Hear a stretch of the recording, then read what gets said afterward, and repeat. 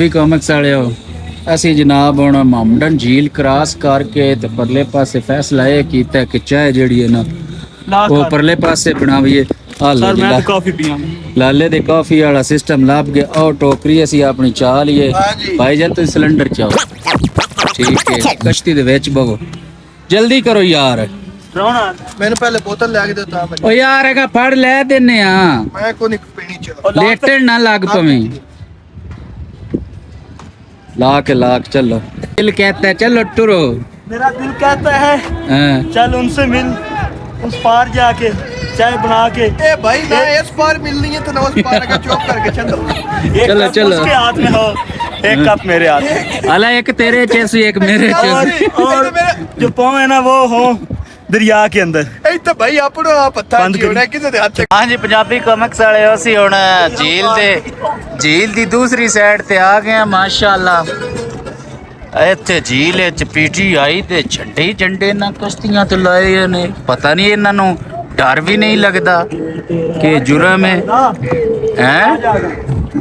ਇਹ ਜਨਾਬ ਪੂਰੀ ਟੀਮ ਜਿਹੜੀ ਹੈ ਦਰਿਆ ਆਪਣਾ ਰਿਵਰ ਕ੍ਰਾਸ ਕਰ ਗਈ ਹੈ ਤੇ ਹੁਣ ਮੈਂ ਵੀ ਚੱਲਾਂ ਵਾਂ ਤੇ ਅੱਲਾ ਖੈਰ ਹੀ करे।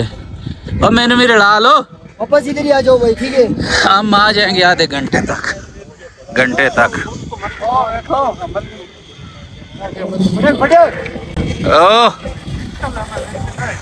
माशाल्लाह मामडन झील है झील क्रॉस करके असी आ गए हैं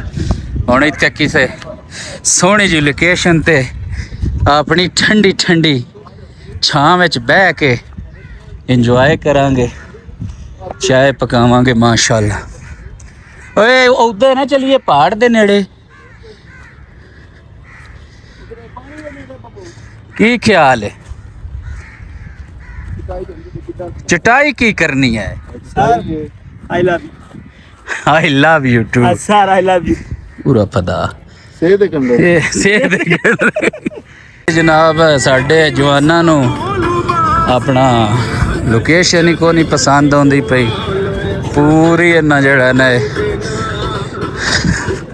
मैडोज जड़ा है ना घूम छड़िया है तो हुण जगह छोरा ने एक पसंद आ गई है ठीक है माशाल्लाह कितना प्यारा व्यू है ग्लेशियर है जी मैं अल्हम्दुलिल्लाह जी अल्हम्दुलिल्लाह अल्लाह शो खैर कीता है ते सानू जगह जड़ी है वो लभ गई है जिप लाइन इहदे ते भी अज झूठा जरूर लेना